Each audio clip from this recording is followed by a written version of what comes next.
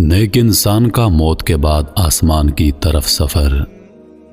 حضور نبی کریم صلی اللہ علیہ وآلہ وسلم ایک جنازے کے ساتھ نکلے، قبرستان پہنچے اور ایک قبر کے پاس بیٹھ گئے۔ صحابہ کرام رضوان اللہ علیہ اجمعین بھی آپ کے ہمراہ ارد گرد بیٹھ گئے۔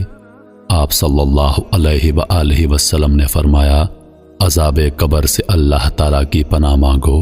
پھر فرمایا، مومن جب دنیا کی آخری گھڑی اور آخرت کی پہلی گھڑی میں ہوتا ہے تو اس کے پاس نورانی چہروں والے فرشتے آتے ہیں۔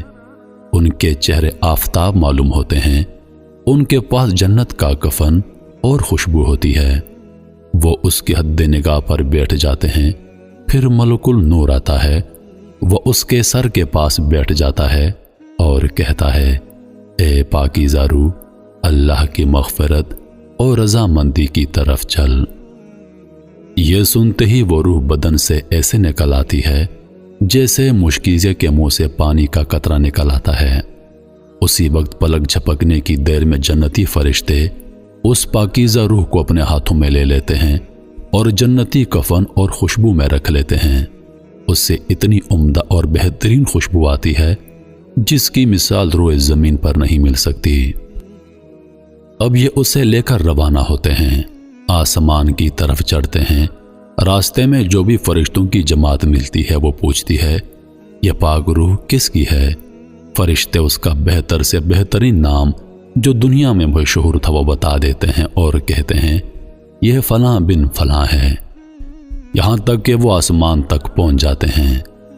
آسمان کا دروازہ کھلوایا جاتا ہے، دروازہ کھول دیا جاتا ہے۔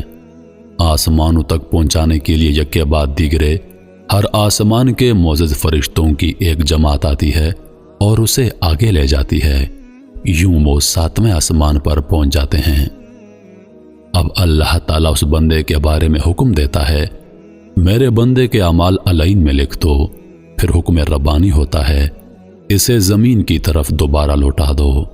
میں نے اپنے بندے اسی مٹی سے پیدا کیے ہیں، انہی میں انہیں لوٹا دوں گا اور اسی سے دوبارہ اٹھاؤں گا۔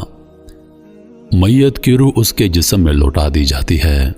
اس کے پاس قبر میں 2 فرشتے آتے ہیں، اسے بٹھا دیتے ہیں اور پوچھتے ہیں، تیرا رب کون ہے؟ تیرا دین کیا ہے؟ وہ کہتا ہے، میرا رب اللہ ہے، میرا دین اسلام ہے۔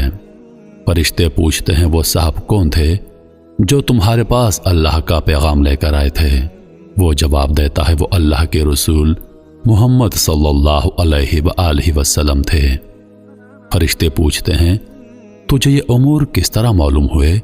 وہ جواب دیتا ہے، میں نے اللہ کی کتاب پڑھی، اس پر ایمان لایا اور اسے سچا جانا۔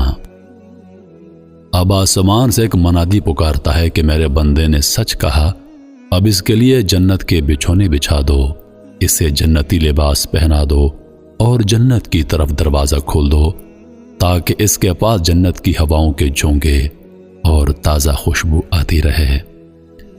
اور پھر میت کی قبر نظر حد تک کشادہ کر دی جاتی ہے۔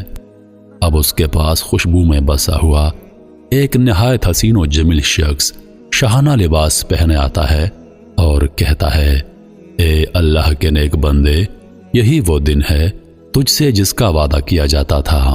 مومن اس سے پوچھتا ہے، تم کون ہو؟ تمہارے چہرے پر بھلائی چمک رہی ہے۔ وہ جواب دیتا ہے، میں تیرا نیک عمل ہوں اور میں اب قیامت تک تمہارے ساتھ رہوں گا، تمہارا ساتھ دوں گا تاکہ تم اکیلا پن محسوس نہ کرو۔ محترم عزیز دوستو، دنیا کی ہر چیز اسی دنیا میں رہ جانی ہے۔ جو کچھ ہمارے ساتھ جائے گا یا جو کچھ اس دنیا میں ہمارے کام آئے گا وہ ہمارے نیک اعمال ہیں۔ ابھی ہمارے پاس وقت ہے۔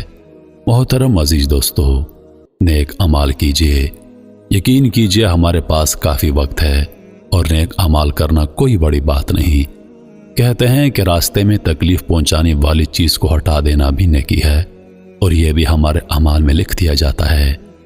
کسی کی طرف مسکرا کر دیکھنا بھی نیکی ہے، کسی کے ساتھ مسکرا کر بات کرنا بھی نیکی ہے۔